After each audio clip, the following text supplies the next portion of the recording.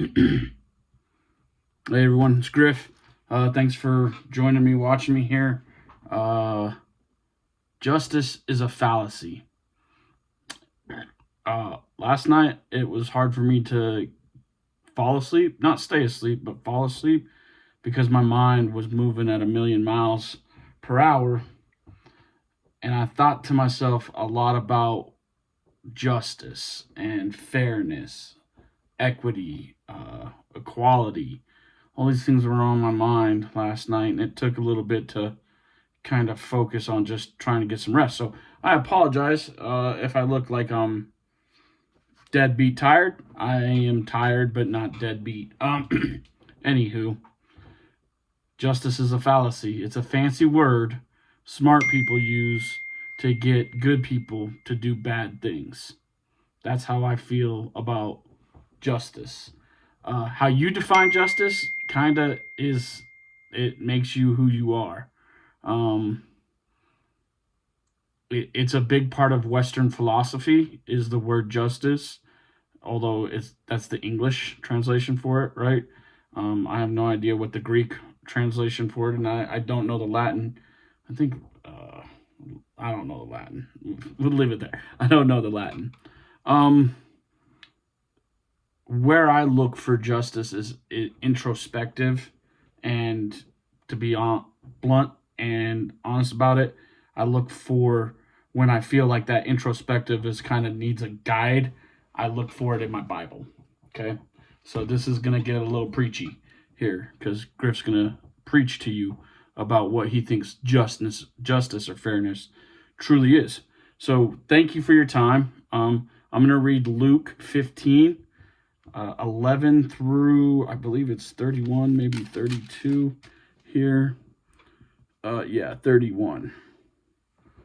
So 32 and 32. Yeah, sorry. So I'm going to read Luke 15, 11 through 32. And then I'm going to talk about what I think justice is. Jesus continued, there was a man who had two sons. The younger one said to his father, Father, give me my share of the estate. So he divided his property between them. Not long after that, the younger son got together all he had, set off for a distant country, and then squandered his wealth in wild living. After he had spent everything, there was a severe famine in the whole country, and he began to be in need. So he went and he hired himself out to a citizen of that country, who set him in the fields to feed pigs. He longed to fill his stomach with the pods that the pigs were eating, but no one gave him anything. When he came to his senses, he said, How many of my father's hired servants have food to spare, and here I am starving to death? I will set out and go back to my father and say to him, Father, I have sinned against heaven and against you. I am no longer worthy to be called your son. Make me like one of your hired servants. So he got up and went to his father, but while he was still a long way off, his father saw him and was filled with compassion for him. He ran to his son, threw his arms around him, and kissed him. The son said to him, Father, I have sinned against heaven and against you. I am no longer worthy to be called your son. But the father said to his servants, Quick, bring the best robe and put it on him. Put a ring on his finger and sandals on his feet. Bring the fattened calf and kill it. Let's have a feast and celebrate. For this son of mine was dead and is alive again. He was lost and is found. So they began to celebrate. Meanwhile, the older son was in the field. When he came near the house, he heard music and dancing. So he called to one of the servants and asked him what was going on.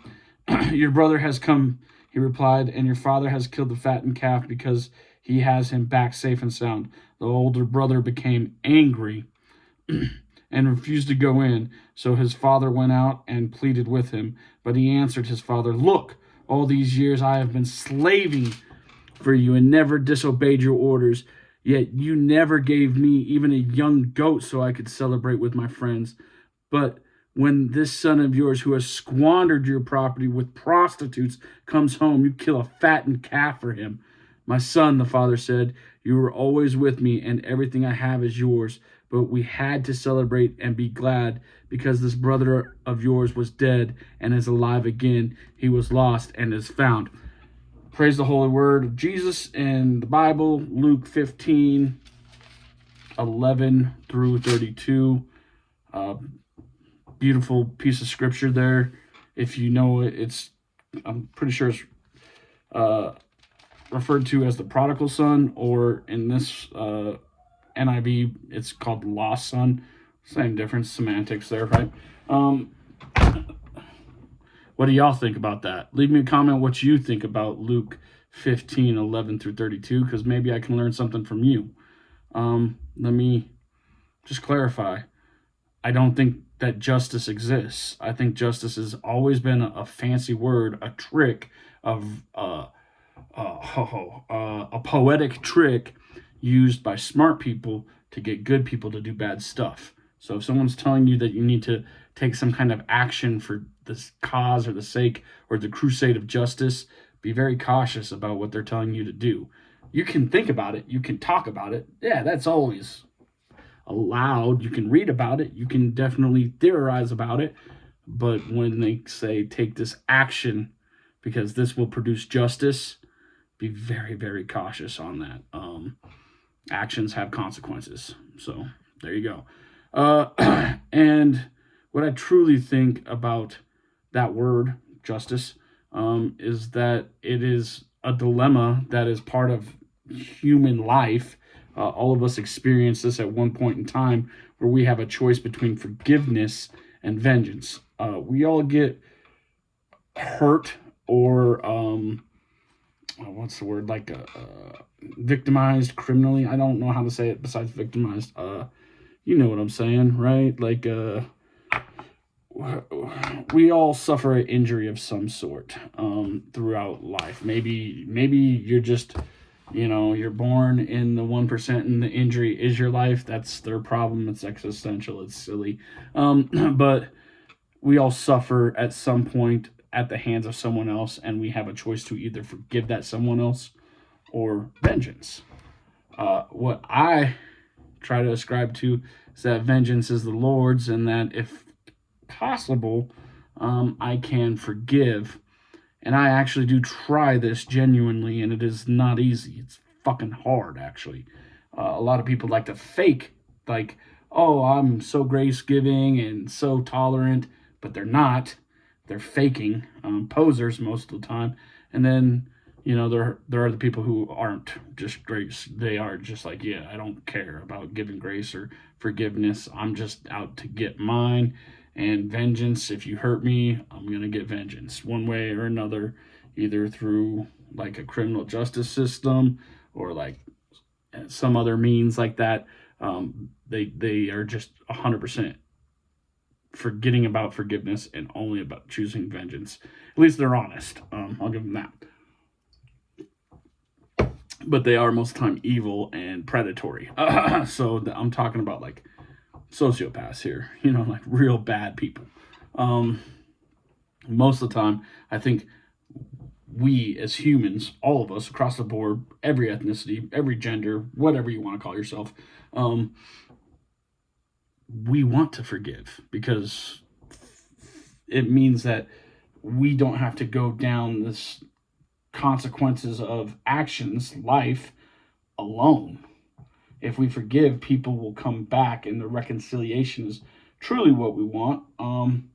But sometimes we don't want to forgive in the most virtuous or altruistic manner, where it is like truly forgetting in your heart that someone had hurt you, which is a very difficult thing to do when you're hurt, depending on the hurt, of course. And I don't want to like judge anyone's level of trauma. That's not what I'm planning to do here. What I'm planning to do is to let you know that I think justice is a fallacy. Let me know what you think about that.